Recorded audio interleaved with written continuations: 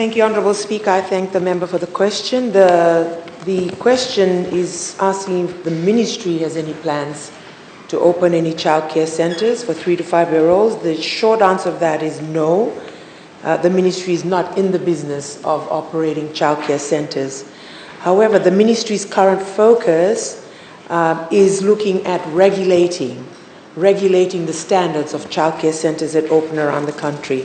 And as you all recall, the Early Childhood Care Policy and Regulatory Framework Guidance Note received unanimous approval of this House in May 2023.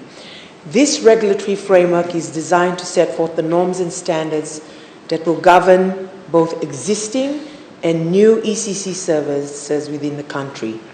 So consequently, all childcare centres, both existing and those yet to be established, will be required to adhere to the standards outlined in this guidance note. And once again, I thank the Gender and Social Inclusion Division of IFC, who's worked with the ministry to come up with these guidance notes.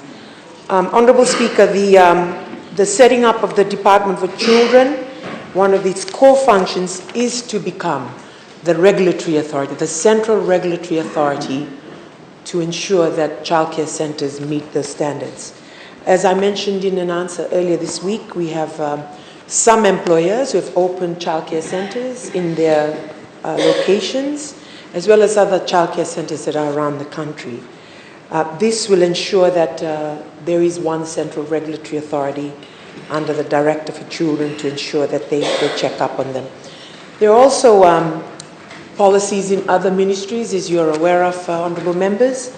We've got the Early Childhood Development Policy in the Ministry for Health that looks at the health of children in their first 1,000 days, right? Just 1,000 days.